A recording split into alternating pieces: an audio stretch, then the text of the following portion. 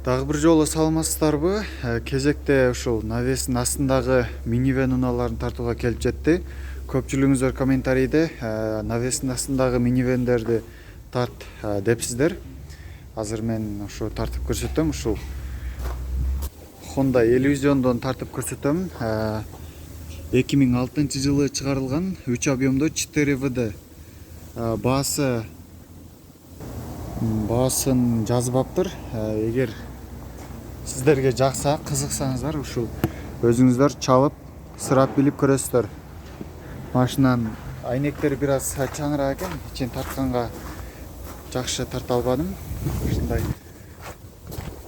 кузовдун абалы жакшы, өзүңүздөр көрүп турасыздар. Дөңгөлөктөрү кышкы. Эки эшиги тең электрондук түрдө ачылат. Ушунун жанында дагы бир Honda Elysion 2007 жылы чыгарылган 3 объемдо, бул 2ВД. Так, мунун дагы баасын жазбаптыр. Так, ушундай салон. Баасы жазылган машиналарды тартканга аракет кылам азыр. Ушул Elysion.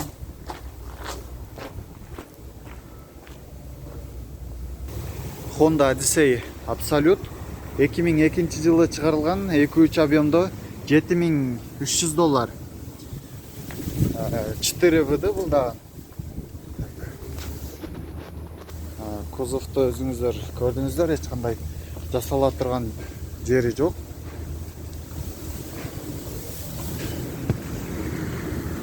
Салон ушундай. Коробка автомат. Toyota Alphard, bunun çıkarılgan yılı 2003, 3 объемдо $12500, gaz, benzin. Так.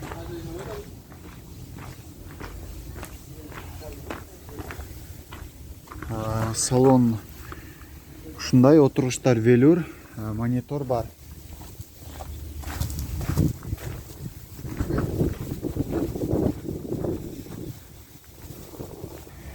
Honda Odyssey Absolute 2002 жылы чыгарылган 3 объемдо $7900. Пробег жазылбаптыр.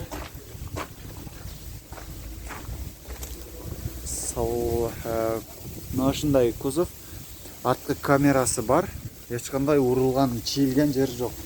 Азыр дөңгөлөктөрү жайык экен. Honda Step 2003 жылы чыгарылган 2 объемдо $9500.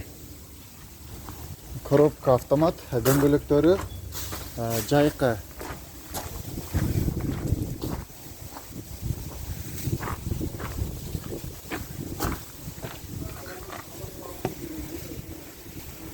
Салонду көрдүңүздөр, монитор бар, отургучтар велюр.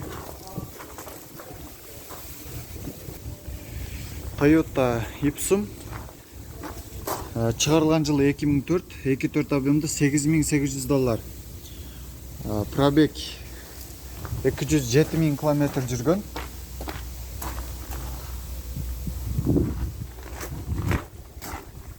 Кузовдо өзүңүздөр көрдүңүздөр, эч кандай жасала турган жумушу жок. Жакшы абалда. Алдыңкы партрониктер бар. Ушунун карама каршысында Honda Stream. Мунун чыгарылган жылы 2004, 1.7 объемдо $6800. 180 000 км жүргөн.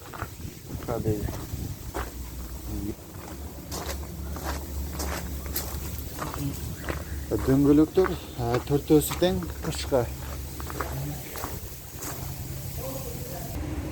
Toyota Estima. Күн чагылышып, ушундай фокус албай атат, жакшы камера. 2005 жылы чыгарылган автомат коробка, 3 объемдо $11900. 145 000 км жүргөн пробеги. Азыр салонду тартып көрсөтөм. Ушундай монитор бар, отургучтар велюр. Коробка автомат.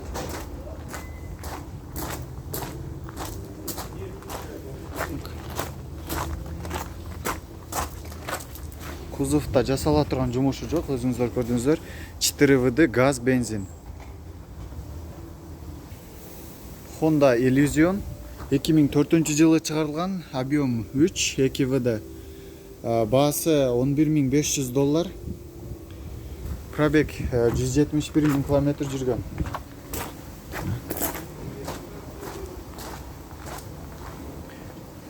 Кузовду көрдүңүздөр, эч кандай жасала турган жумушу жок, спойлери бар. Дөңгөлөктөр төртөөсүтен кышкы.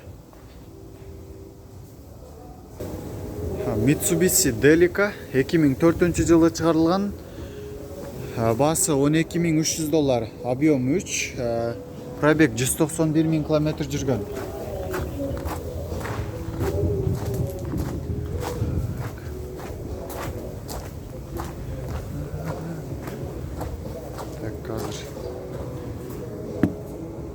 İçki salonu мына ушундай. Коробка автомат.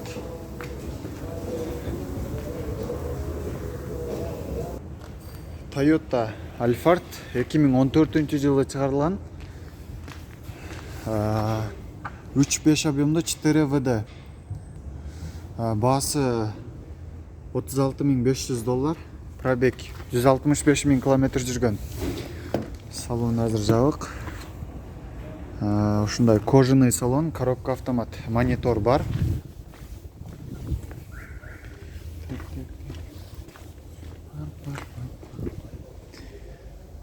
Кузовда өзүңүздөр көргөндөй жасала турган жумушу жок.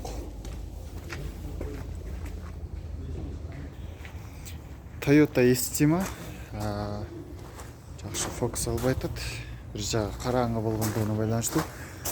2003-жылы чыгарылган, $7.900.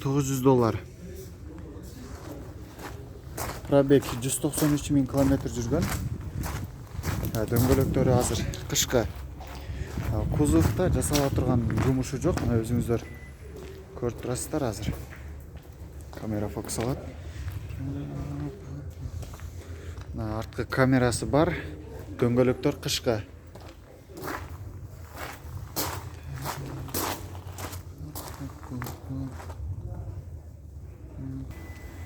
Lexus RX 350 2011-жылы чыгарылган, 3.5 объемда $22.000.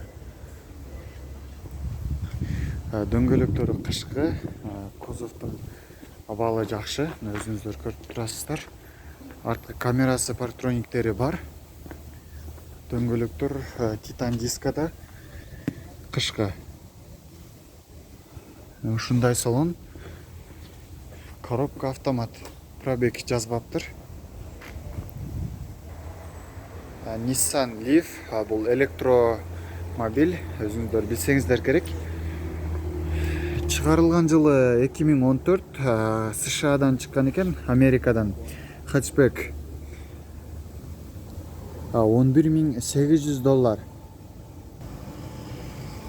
Ушундай электромобиль. Салон ушундай. Кузовдун абалы жакшы. Арткы камерасы жана парктрониктер бар.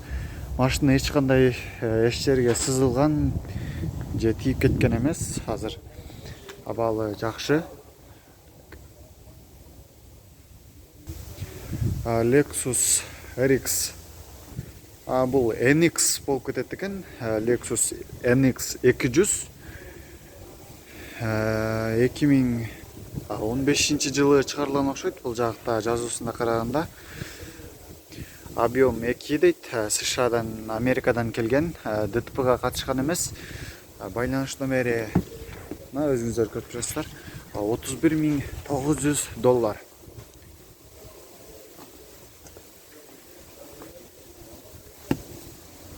Салонду көрдүңүздөр. Ушундай монитор бар.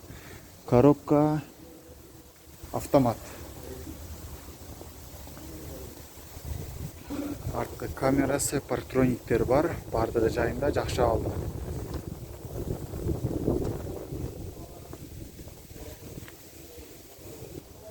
Кожаный салон, подогрев сиденья бардыгы бар. Эгер кызыксаңыздар, өзүңүздөр чалып ээси менен сүйлөшүп көрсөңүздөр болот.